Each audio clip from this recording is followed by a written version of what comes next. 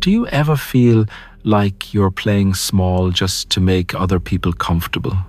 Like you're dimming your own light, not out of real kindness, but from a sense of duty, or maybe even quiet resentment? If you do, you know the virtue that chains. It's the one that asks you to shrink so others can feel big.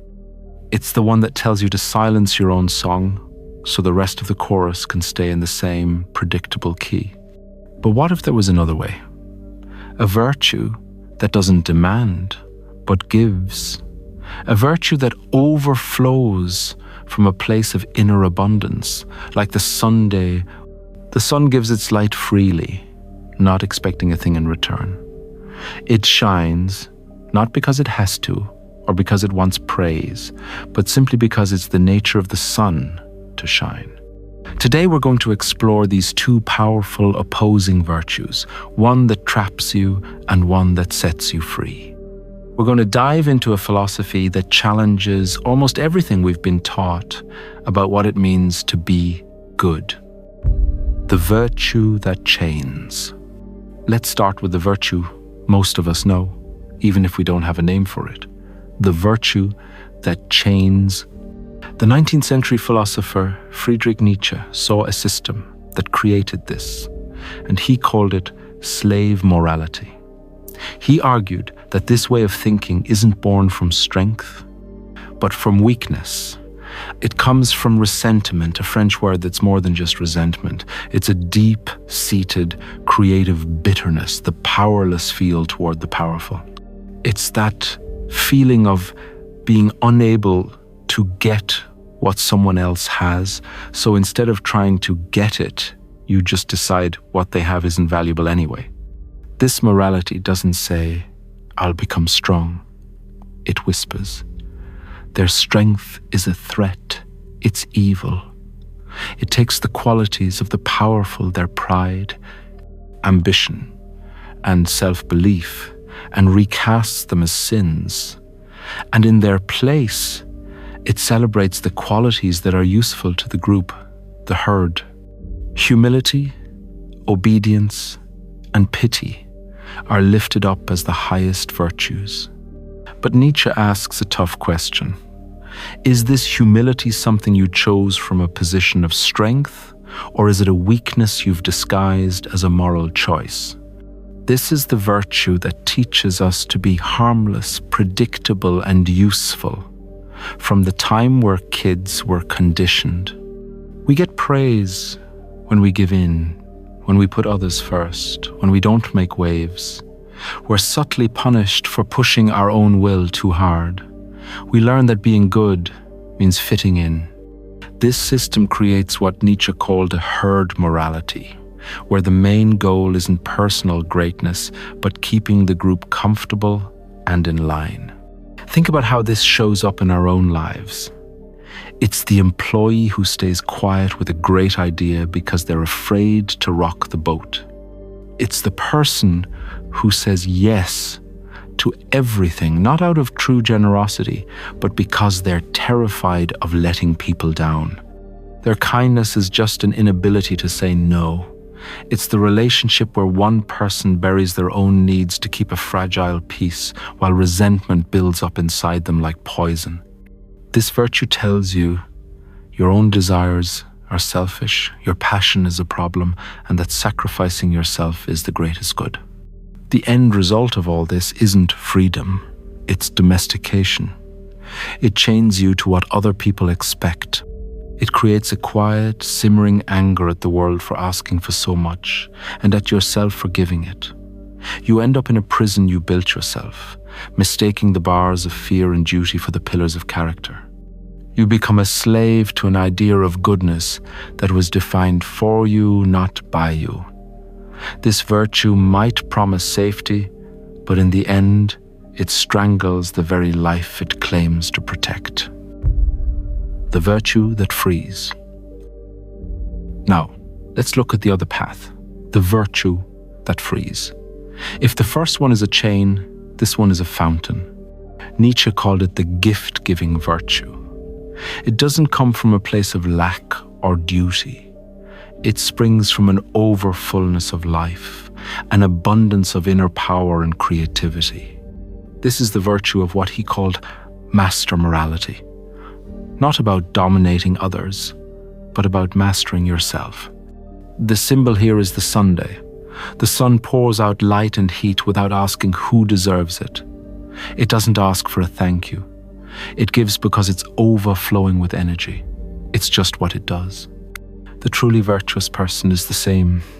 They share their wisdom, their strength, and their joy, not because they're supposed to, but as a natural expression of their own inner richness. This is the virtue of the artist who creates because they have a fire inside them, not because they want applause. It's the mentor who shares what they know freely because they love seeing someone else grow. It's the friend who offers help from a place of real care without keeping a secret scorecard of favors. This is a kind of holy selfishness, a desire to fill your own soul with knowledge, strength, and joy, precisely so you have more to give away. This path isn't about good and evil as the herd defines them. It's about what affirms life and what denies it. It asks, does this make me stronger, more creative, more alive? It's a morality of courage and taking full responsibility for creating your own values. Nietzsche's famous line, "God is dead," wasn't a party cry for atheism. It was his way of saying that the foundation for all external, absolute, moral rules had crumbled. In that void, we face a terrifying choice. Either cling to the old, decaying rules, or become creators of new values ourselves. The person who walks this path is on their way to becoming what Nietzsche called the Übermensch, or Overman. This isn't a superhero. It's a human being who has overcome the herd mentality inside themselves. They faced their fears, questioned every value they were ever taught, and started the hard work of building their own meaning. They live with an intensity and authenticity, giving to the world from their surplus, not their debt. This virtue is freedom. It's the spirit unchained, free to become what it was always meant to be, a creator, a valuer, and a lover of life. These are big, challenging ideas, so let's pause for a second. If this exploration is sparking something in you, the best way to support more conversations like this is to like the video and subscribe. And now, I really want to know, when you look at the world, which virtue do you see more often?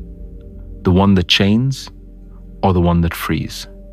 Let me know in the comments below. The path of self, overcoming. So how do we get from the virtue that chains to the one that frees? Nietzsche was clear. This isn't an easy trip. It's a process of self-overcoming. It takes guts to question everything you've been taught about yourself and your place in the world. It requires you to be willing to stand alone. The first step is ruthless self-honesty.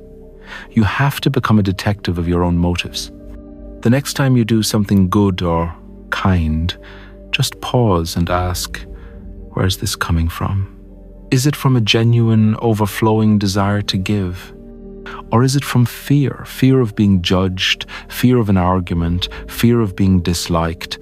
Is it an act of duty that comes with a little sigh of resentment? This isn't about making you feel guilty. It's about awareness. And awareness is the first crack of light in the prison cell. The second step is what Nietzsche called the gymnastics of the will. This is all about practicing small, deliberate acts of authenticity. It could be as simple as saying no to something you'd normally agree to out of guilt. It could mean speaking up with an unpopular but honest opinion. It could mean carving out time for a passion you've dismissed as selfish or a waste of time. Every small act of loyalty to your own values strengthens your will like an atrophied muscle getting stronger. Finally, the path to the gift-giving virtue has a rhythm. Even the sun has to set. True overflowing virtue isn't about draining yourself endlessly. That just leads back to resentment. The truly generous person also knows when to pull back, to recharge, to be alone, and gather the inner riches they'll later share. They get that to be a fountain. You also have to be a reservoir. Healthy selfishness, the act of filling your own well, is what makes holy generosity possible. This path isn't for the faint of heart. It means letting go of the comfort of being liked by everyone. It means you have to become your own source of approval. It means facing the loneliness that can come from forging your own path. But the reward is the greatest there is. Freedom, the freedom to be your truest self, to create your own meaning, and to give to the world not as a duty but as a gift. We've looked at two profoundly different ways to live. The virtue that chains, born from fear and resentment, which asks you to stay small and obedient. And the virtue that frees, which flows from an inner abundance and empowers you to be the artist of your own life. The choice between them isn't something you make just once. It's a choice you make every day, in every interaction.